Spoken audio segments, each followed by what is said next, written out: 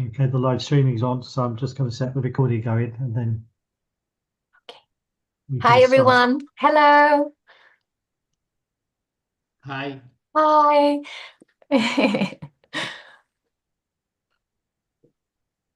Sorry, what's your name? IV Sarma. I am IV Sharma. IV Sarma. Yeah, Nice to meet I you. did DBA in GlobalNxt University. Okay, wonderful. Yeah, It's really nice to meet you. Thank you for joining us. nice meeting you too. Nice.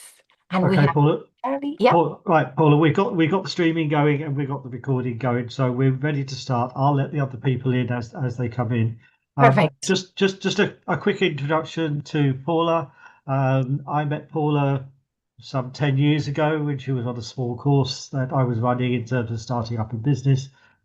Paula then went on to form Goya Languages, which she's been running since 2017. Yeah, Yes, actually, 2017. exactly.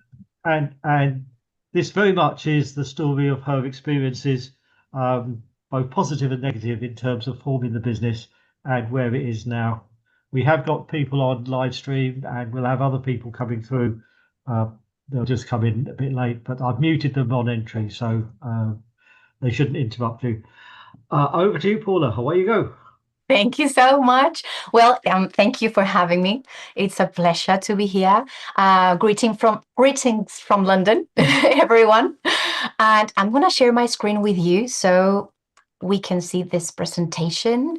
And oh, sorry, just let me go back one sec. If I can, okay. Right, I think I'm gonna have to do it again. Sorry about that. Right. Oh, I had it here ready. And it went. Right, I got it. Okay, let's do it again. And things that happen when you're live. Sorry. And okay, yes, I think this can work.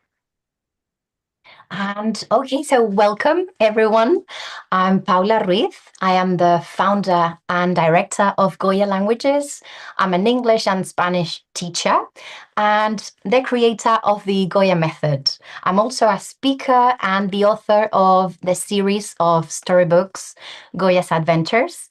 And today I'm gonna be here with you talking about how I started up in business in the United Kingdom and all of the challenges I've been navigating through the years. So first of all, I'm gonna just introduce myself because I think it's important to know the person who's talking as well. So a little bit about my story and when I moved to London. That was a moment for me that was very, very important. How I projected my language school and how I started up in business, all of the challenges I navigated. And I'm going to finish talking about social media, new challenges that I am facing at the moment. Perhaps you guys as well. I don't know. Some of you have your own companies. And I don't know your relationship with social media, but well, we are basically all kind of forced to use it in some way. So before everything, if you would like to get in touch, here's my Instagram, my YouTube channel, and LinkedIn as well. And my website is goyalanguages.com. So feel free to get in touch after this presentation and after this webinar. So here we go. This is a bit personal, but anyways, I was born and raised in Spain. I'm from Valencia originally, and all my childhood and my teenage years have been related to music, languages, the arts in general. I'm quite a creative person, so I love theater, I love dancing, singing, and I also was quite a sports person too. I played sports for like 10 years and I was an elite sports person too. Anyways, so I think that my love for music comes from my father. He was a professional musician. And well, he sadly passed when I was 14, which was also quite hard for me at that age, as you can imagine. And my mother was a nurse, so perhaps my personality, my caring or people person personality comes from my mother. And I've always loved and being interested in languages. So the first language, my first language is Spanish, then Catalan, which is the language we speak also in my region. Then I learned English, but it didn't stop there. I just wanted to learn everything in if it was possible. So I can speak Portuguese and a little bit of French, Italian, and Japanese. Most recently, I've been learning because I've traveled to Japan. And well, my love for languages also, I think, that led me to where I am at the moment, teaching Spanish and English. And I was born in 1985. And, I think that I'm 41 and aging is living. I think I'm at my best at the moment. I'm feeling better than when I was in my 20s. People go like, I wish I were 20 again. I'm not, I love being 40. And well, but anyways, let me go through my first jobs and studies because I just wanted to point out some things that I did because they also had an impact in my future jobs, my jobs that I have now. So I worked as a nanny when I was 12. I started, and like the skills you acquire being super responsible. You have children to look after. So Yes, that was your slides are not visible. sorry. We are not able to see your. I'm not able to see this slide, your slides. Oh, really? Yeah. Oh, Others are able to see. What about others? Martin, are you able to see my Yeah, presentation? you've got a screen at the front which is saying the Vista del Publica. Ah, I think you just have to click on that. now? No. Oh, Initially, it was okay. Then some mask is coming on it. oh. So he missed this one. It was the most important one. You just unshare and share again. Maybe it'll become okay. Yeah, Should I do that? Yeah. just Unshare it and then share again. Okay. Let's do that. Right. Yeah, now that's it is okay. coming. Now it has come. Okay, let's do that again. That's Yeah, okay. now it's coming. Now we go to the presentation mode. No, no, no. Go back. Go back. Go Oh, back. sorry. Okay. Yeah, it is good here. Yeah, but the thing is that I need to present it using some of the notes, and I couldn't do it if I do it like this. So, oh, so if I That's share okay. like this, it disappears? Yeah, no, you get a black box in front of it. Oh, really? Oh my God, so sorry about that. Oh no. So, it was the I thought it was gonna work that way. Well, anyways, I'll try to do my best. Right. So yeah. Maybe then we can do it like this. Is it better? Yeah, That's this is better. better. That's better. This is Yeah. better. Okay, sorry. Right. So my first jobs on studies, I worked as a nanny, like I said, and it was just for me to start being a very responsible person, which I implemented in my goals all my life. Everything I do, I am a very responsible person. Then I started training handball, and I was 17. And again, I created dynamics, and it was really useful for me to also improvise, like for my lessons afterwards. And at 19, I started working as a street theater performer. I spent 10 years working in one company that I adore, and they taught me again how to improvise in life. So it's really useful when, especially when you have your own business, and like we were discussing before with Martin, you need to be open to uncertainty, right? And you need to perhaps change directions in your career or in the goals of your company sometimes. So having the skills and the tools I acquired by being a street theater actress, I think that, well, I take that for life as well.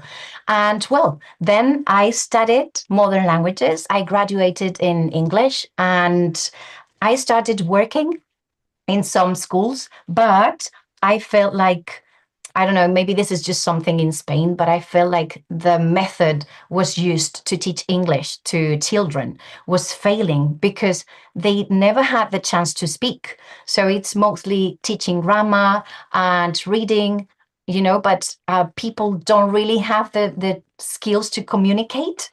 And well, so that's when I started thinking, what can I do with my life? But then at the age of 26, I had an injury that absolutely stopped my world. I had a slip disc in my lower back and it was trapping my sciatica nerve. So I'm saying this because I spent 1 year laying on a bed. And at the age of 26, that's a bit hard to say.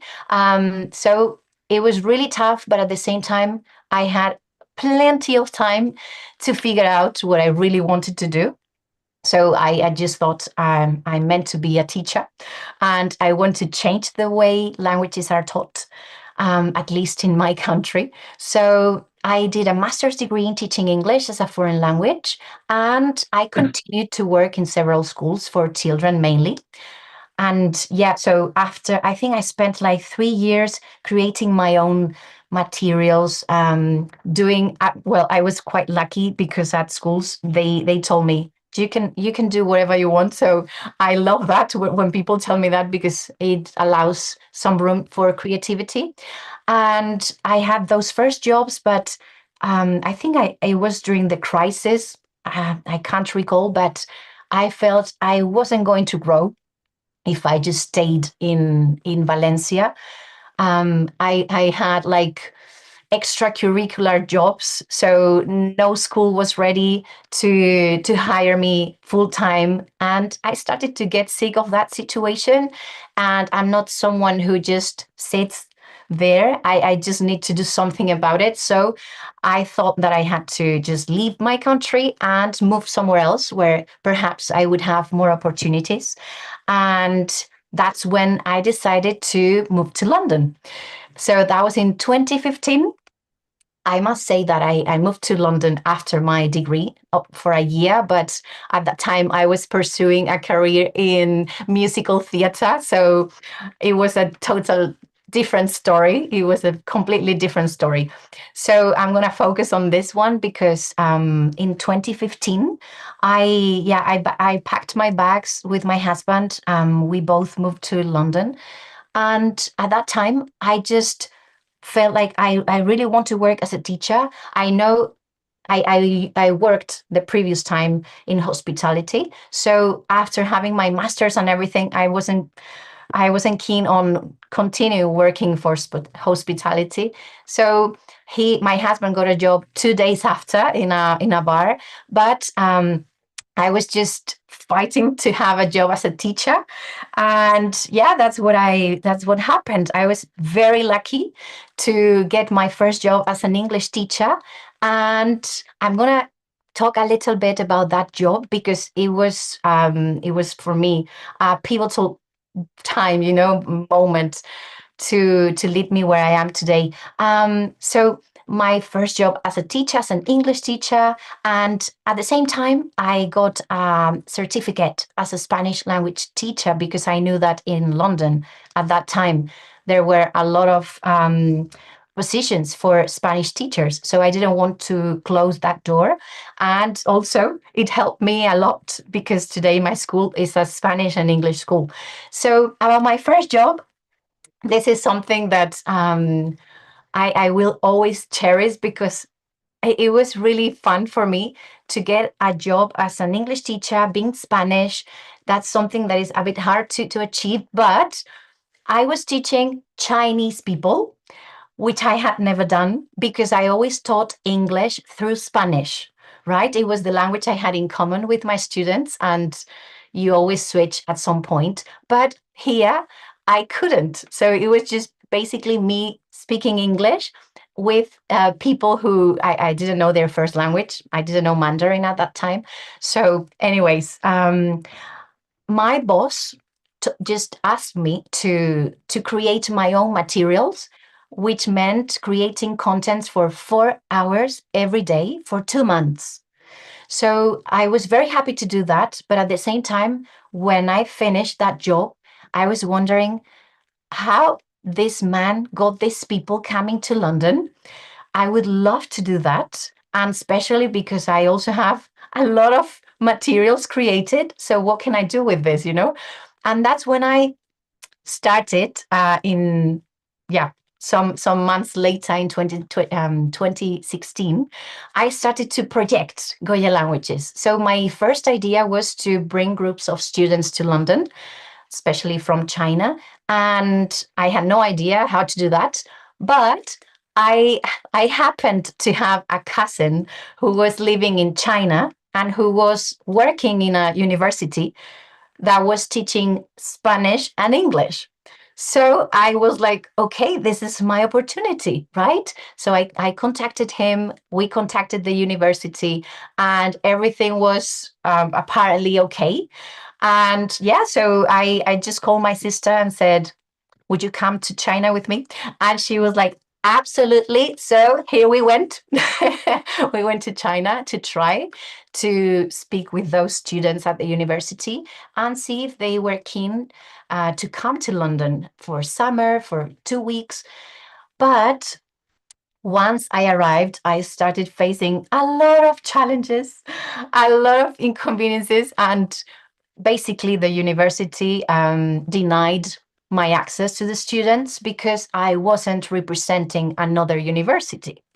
So they gave me the contact of some of the language schools in the city that my cousin was based. It was called Changchun. So I had the chance to wanted to bring children to London. So they were offering me bringing families and 5-year-old kids, which I wasn't really sure about because I preferred, I would rather teach adults, you know, at this moment. So yeah, so my trip to China was really nice, but I couldn't really get any business out of that. But I still thought that I had to do something about this idea. I already had some ideas, right? And I wanted to really teach with using my own method. So this is how I became an entrepreneur and founded Goya Languages, because I just thought I need to just change directions. Maybe the first plan wasn't working, but I'm going to do it anyways. And that's when I had my first challenges. So, well, first choosing a name, which is not easy, you know. For me, it wasn't easy, but I decided that I wanted a name that sounded to something related to Spain. You know, the painter Goya, Francisco de Goya. And also, it's like I was playing a game with this word because go in English means, you know, like move. And then ya in Spanish means now. So I was like, okay, so do it now, go now, because I eventually want people just to be able to speak the language confidently. So, well, I came up with that name with the help of my husband who works in tech now. He created the logo, we registered a domain, then created the website. I had to learn how to create the website.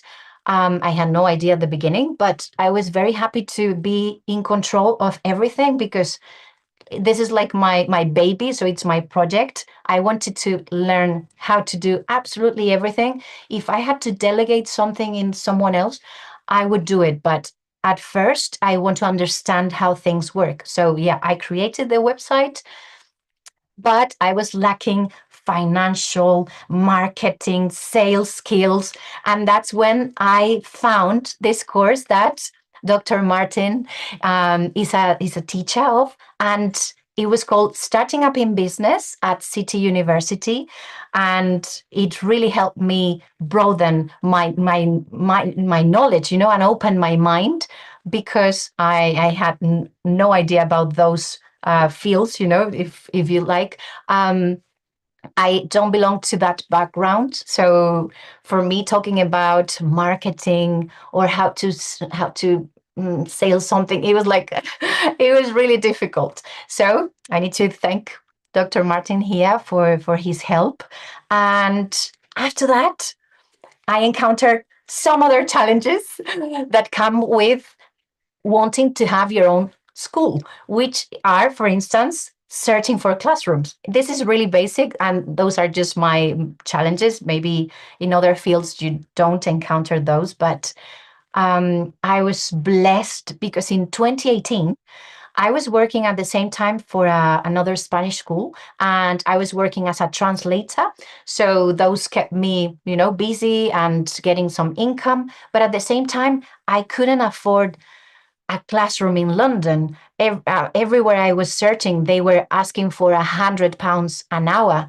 And my method, because it focuses on speaking, I cannot have 15 students, 20 students in a classroom. So my groups are very small, and it's really like tailor-made, to be honest. So I was searching. I couldn't find anything under £100. I was getting a bit discouraged.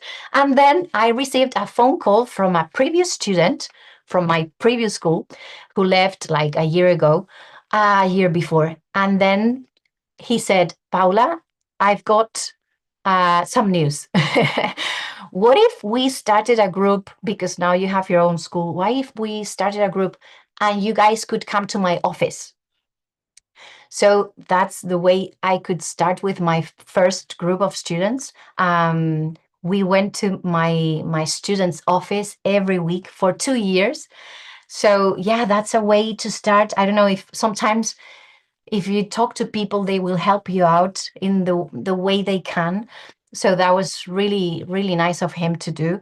And then in 2019, I started having more groups, and the same happened. They allowed me to go to their offices. So for my first 1 year and a half, I would say, or perhaps 2 years, I was absolutely blessed to not have that expense, because that really helped me start building everything that I had to do, especially design the method, because I was working at the other school using some other books, and another methodology, but I really wanted my own. So it gave me time to design my books, think of everything I wanted to teach from beginners to advanced levels. And yeah, I was able to start having more students, and then I had to hire a classroom in my neighborhood that I found a bit more affordable. So I was able to hire the first teacher. So yeah, it was a big step for me to have someone else who I had to train, obviously. And yeah, so it was a nice time to start growing. And then the challenge came to find new students, because I was having some people who were my previous students, but how could I find new students?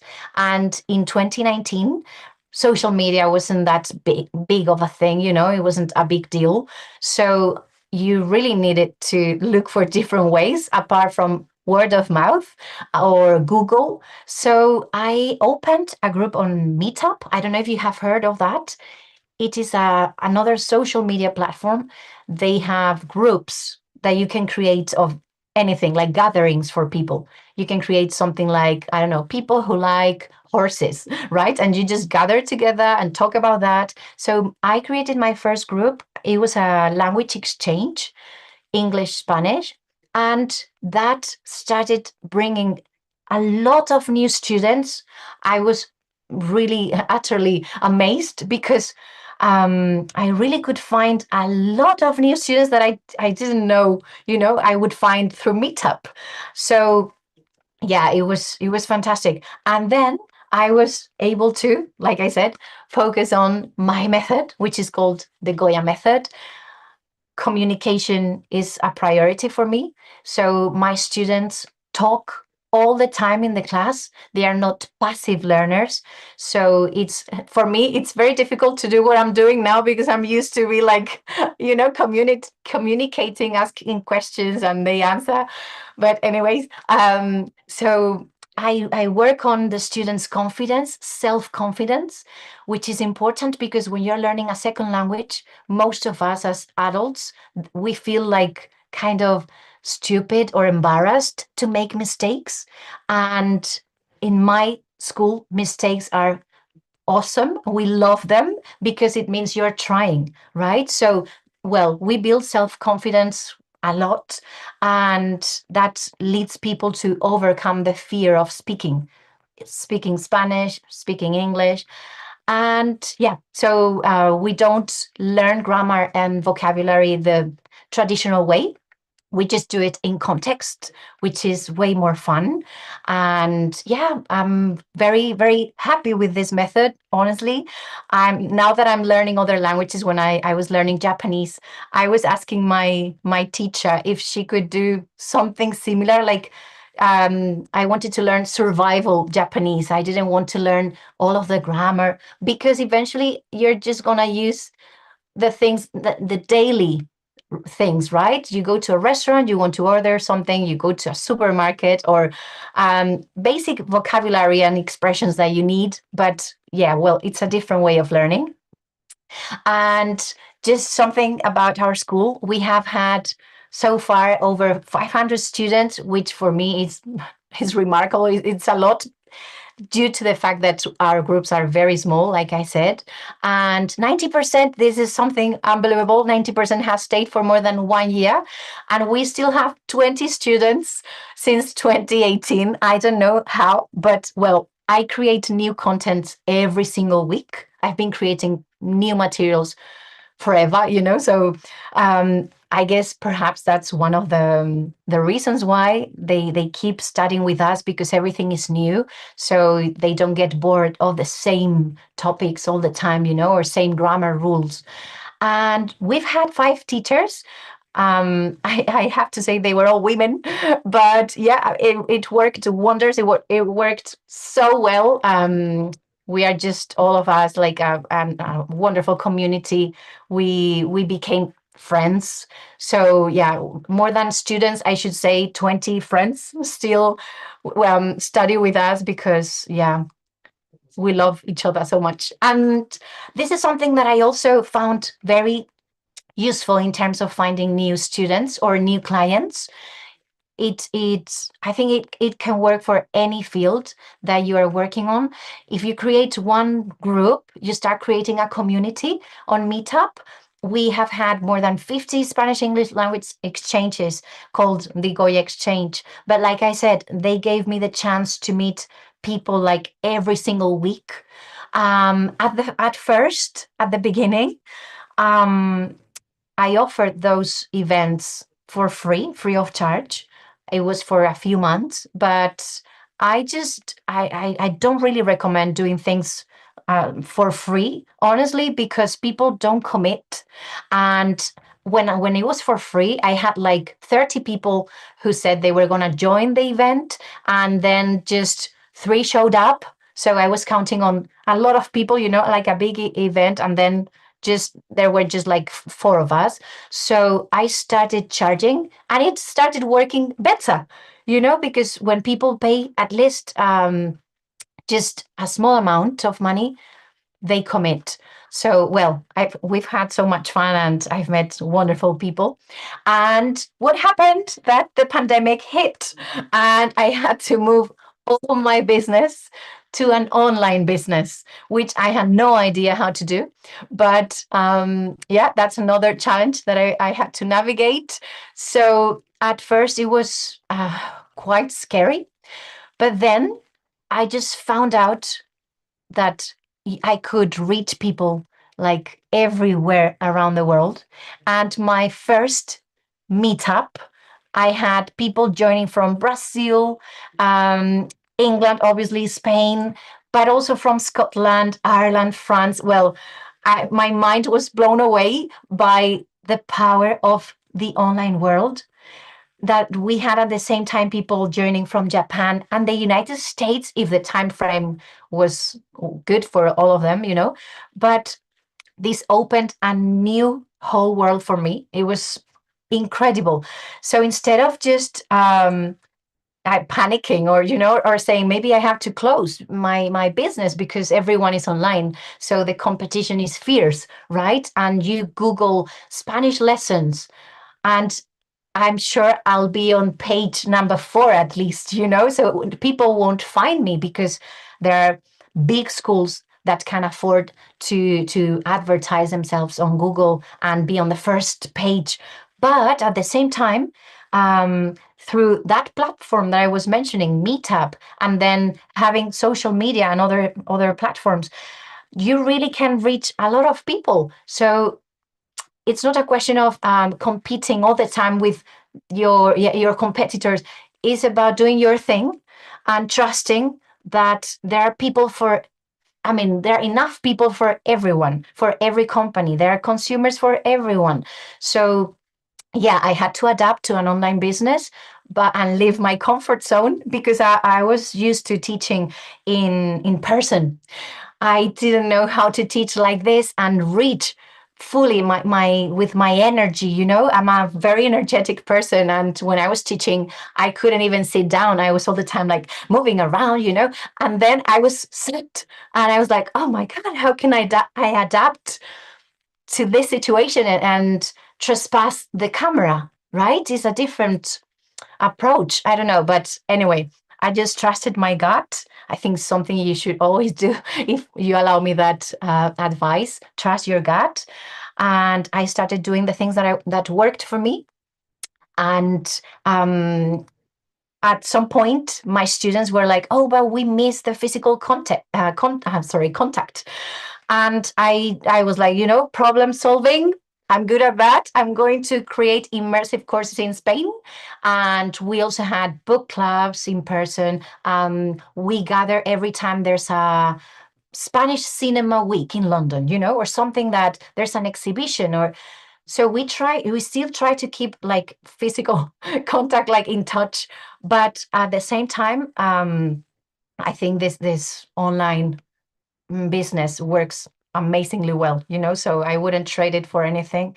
And at the same time, it has allowed me to teach companies that are in Spain or here, but not necessarily in London. So yeah, it's opened the world. And AI also, I wanted just to mention this quickly because a lot of teachers are really scared, and a lot of people are scared of AI. They say it's gonna steal our jobs, it's gonna make us I don't know, lose our jobs at some point.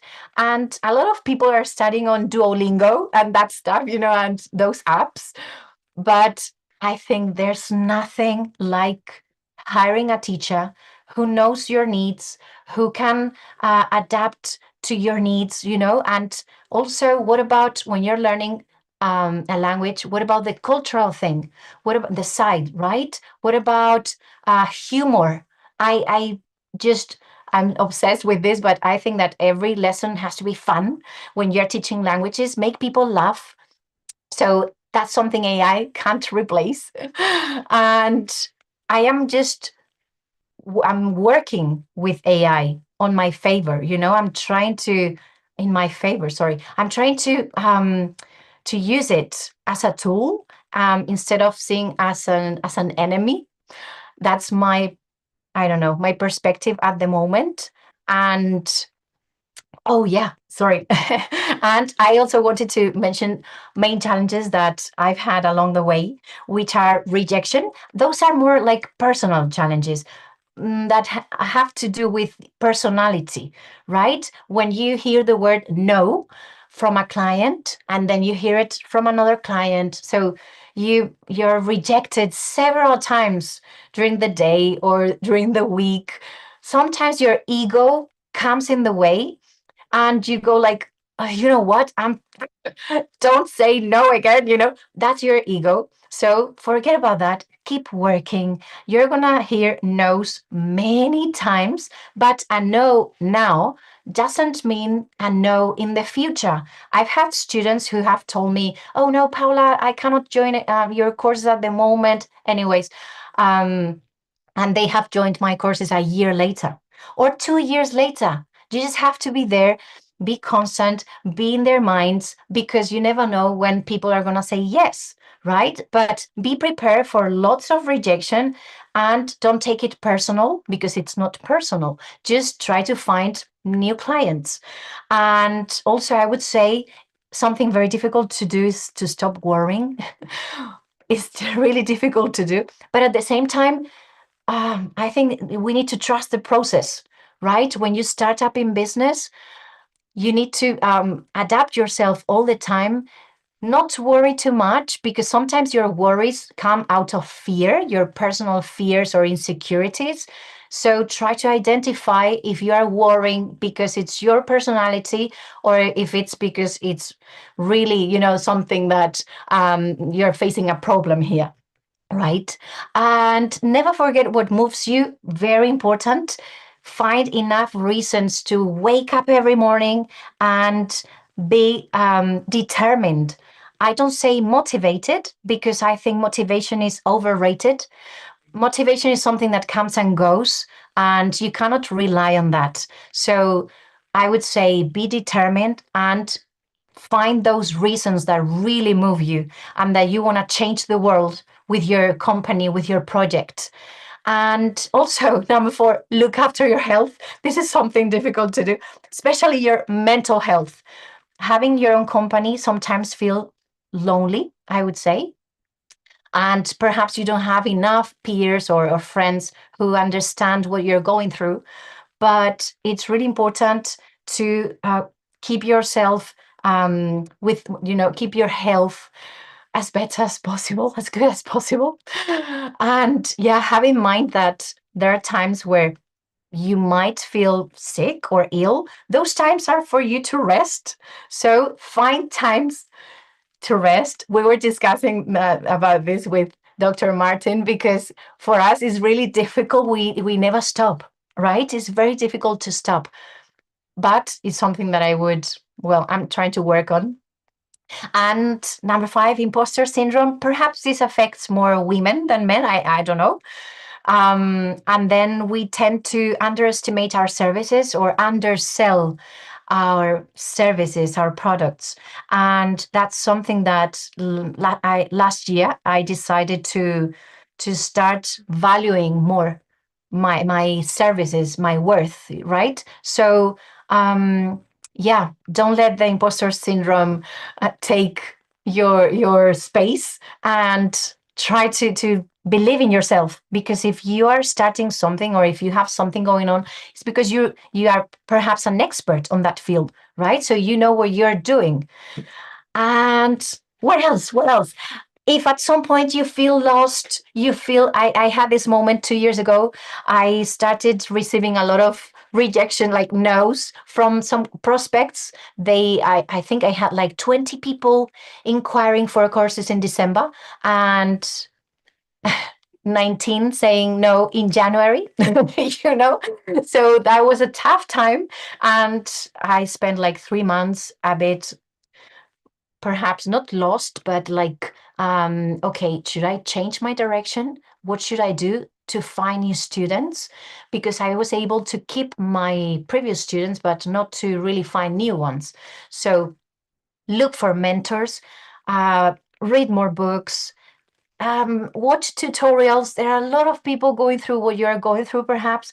So listen to podcasts. There are a lot of experts dealing with our issues. And also perhaps go to networking events. You will always meet someone interesting. And I don't know, maybe start partnerships. Those are nice things to do as well. And you will always learn a lot from failure. I don't really use this word because for me, failure means learning, means you are trying or you've tried. So if you're trying, I mean, what else can you do, right? So it's failure is just an opportunity for learning, right? And what else we have here? Something else. I wanted just to briefly talk about success. Um, Success is something very personal, something that each person has their own definition. So for me, when people, just my friends or relatives or my students, they go like, oh my God, you're so successful. You know, you have your own school, you have your students for years, and you are creating a lot of new things and writing storybooks and everything. People don't see the iceberg that is underneath. They just see the surface, and that's something that well, I don't know, it's not realistic, right? They just see the final outcome, and they don't see all the courage, the fact that I live far from my family, that the discipline I have. We were discussing this as well, like every day waking up at 6:30 and try to keep your business alive, all the tears and sacrifices, and like I said before, the rejections, the persistence, criticism. I am very lucky that I haven't received that much, but still, if you're on social media, be prepared to, to read comments that won't be so pleasant, and it's okay. At the moment, I can handle it, to be honest. And I wanted to just briefly as well talk about social media and navigating new challenges. This is something that I was really committed to do like 3 years ago, I think. Before that, I wasn't really on social media. I didn't find it that appealing. I don't know. It's a really harsh world to navigate. And well, 3 years ago, I was determined to create content daily, and I thought, you know what? I'm gonna open just every single account. I mean, an account on every single social media platform. So you know that we are wearing so many hats, but this was a new hat to add. And as a content creator, you need to learn how to write scripts. Record in front of the camera is something not everyone would like to do, but well, I mean, in what you want to do for your business, if it's something that I'm willing to do. Not judging yourself, that's a really hard part, because you always judge the way you speak, the way you look. Anyways, then you need to learn about editing your videos. You can always send them to someone and they would do the job. But if you are a perfectionist and you know what's in your mind, you will end up learning how to edit. And then understand each social media platform, they work in different ways. The algorithm, oh my God, that's something that I'm a bit fed up with. And not comparing yourself to others. Wow. Before I was doing my own stuff, and then I went into this ocean of professionals and also not professional people who can suddenly teach languages. And it's difficult to see other people being so successful, and maybe you're not having so much success at the moment. And well, it's that part is a bit complicated, but anyways, I am working on not comparing myself to others and being present, because it's part of your branding, showing your face, being there. People can start trusting you. Um, well, so I'm on Instagram. This is my one of the main social media platforms I have, the one of the biggest communities I have, the largest. It is okay. I would say, being on Instagram, but at the same time, I wouldn't spend like my whole time creating my business on Instagram, because I feel like my clients are not there. Most of them are not there. I pursue another type of client, but at the same time, I've learned that through Instagram mainly, that a lot of people are willing to learn at their own pace. So they don't want to commit to courses just on Mondays at 6 p.m. London time, wherever. So I have started creating recorded courses too, so people can learn at their own pace. And they can learn with me, because also some people inquire for lessons and I don't have more time during the day. So it's a good way to learn with me at the same time. And it was really nice because I had this idea that to create a course called Survival English.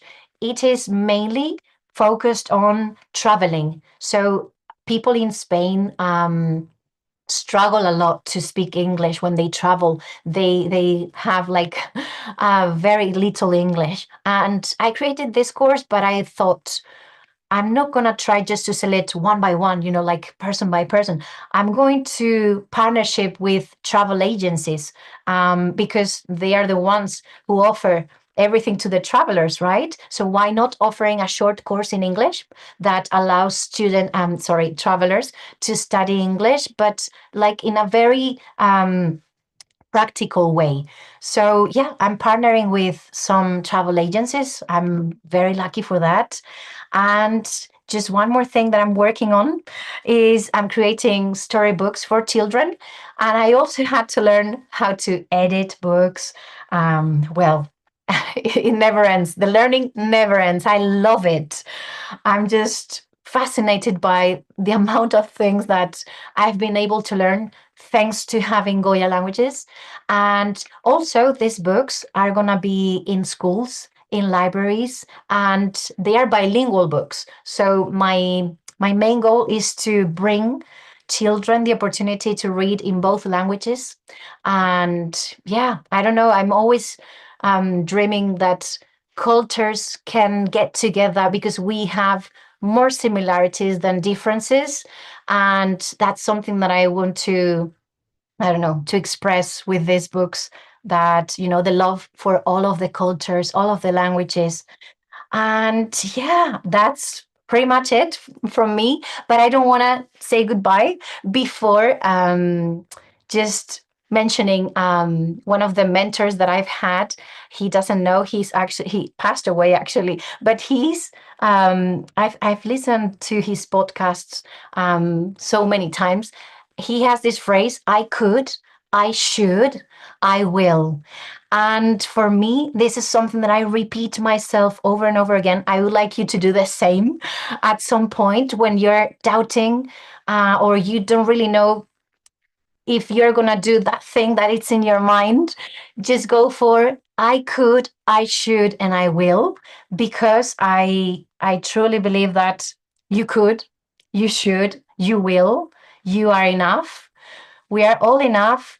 And just go for it. Wherever it's in your mind, just try to do it. And thank you very much. Here's again all my social media that you can get in touch with me on Instagram, Goya Languages. That's my English page. Spanish with Goya. That's my Spanish page. Then on YouTube, Goya English, and TikTok as well, Goya Languages. And if you would like to know anything about my school, my courses, you can always go to goyalanguages.com and get in touch.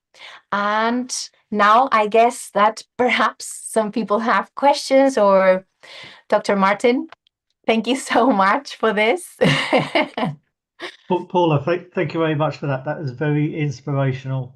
Dr. Maiden did have a question put into the chat. Oh, sorry. Could you talk a little bit more about your what was it? Thank you so much, Ivy Sarma and Dr. Immersive. Hebrea. Yeah, the immersive. Oh, yes. Can you please elaborate more on immersive courses? Absolutely. So like I said, I'm originally from Valencia, Spain, and I've lived there for 30 years. So I really know everything related to what is worth seeing, visiting, the best restaurants. So I just decided that I wanted to have a week that where the students are fully immersed in the language. So we have 3-hour lessons in the mornings where we just basically speak Spanish all the time through activities. And there's a part of the lesson where I talk about the Spanish history, Spanish culture, our gastronomy. Well, every day is a different topic. So oh, sorry. Yeah. So I will enter my email. I will share my email address as well.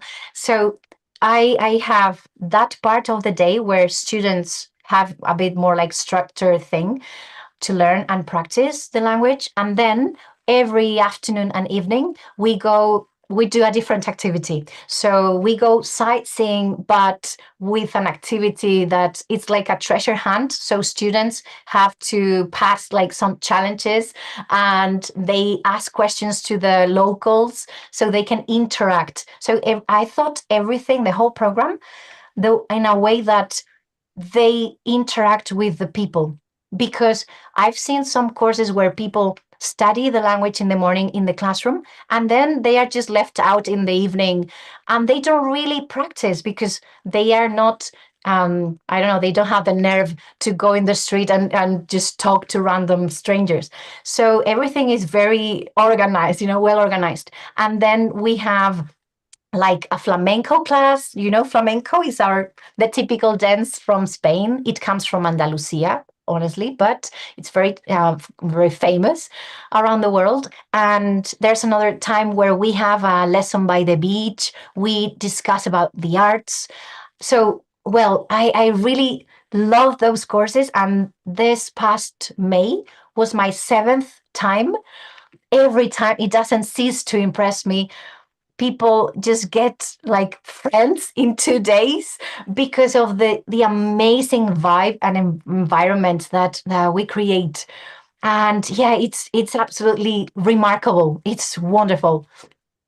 I don't know if I said that everything that was for the question, but yeah. Thank you. Oh, thank you so much. Basically, you're trying to say that your students learn from experience by Absolutely. going on excursions, meeting people, and all that. Yeah, because Absolutely. at first I mistook it for what do you call it? There's immersive courses because nowadays they have all these new gadgets like extended reality, virtual reality, I see. reality, where they use all those goggles and all that to create an immersive experience. So this is different. This is different. You're totally right. Yeah. So immersive courses mean that you get immersed in the culture, Okay, right? okay. In Yeah, real life, not in absolutely. virtual Real life. reality. Yes, absolutely. Yeah. And that's one of the things that I love about the school, that we are able to have these.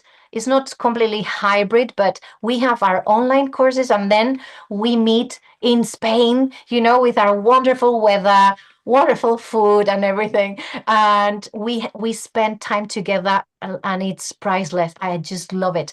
And this year I am venturing to have another course in Granada, which is a city in South Spain. It's really beautiful. It's wonderful. So yeah, I'm gonna be able to see my students live again in Granada. I'm super excited. And yeah, after this conference today, I'm gonna be like focused on Granada already. And yeah, it's amazing, amazing. And Okay. thank you for asking. I'm gonna write down my email address as well. It's info@goyalanguages.com. Please feel free to send any emails, any questions that you may have. Yeah, I just hope that, I mean, you all have a lot of experience in business, or maybe a little bit. My experience is not the best, neither the most remarkable one or the most useful one, I don't know, but it's my experience. So if with my story I can help anyone or inspire a little bit anyone, I'm super happy with that. Maybe share different perspectives as well, Yeah, experiences. yeah.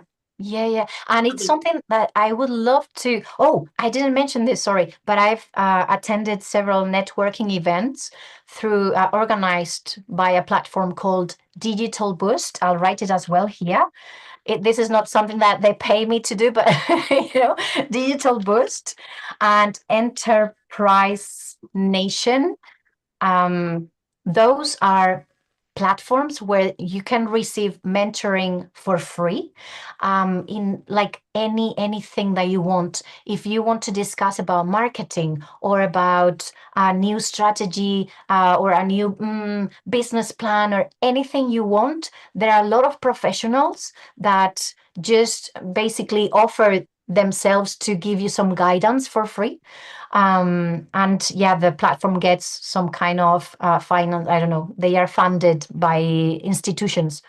So at a certain point, I was a bit lost. I didn't really know where to go with my school, and it was really useful to get some I don't know, people's experiences, some other stories I heard that gave me some ideas. All right. Thank you. Thank you. Any further questions? No?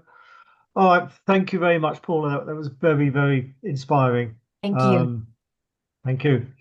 And please, everyone, if you do want to get in contact with Paula, she's left all the details there, or you can also get in contact with me, and I can pass a message through to you.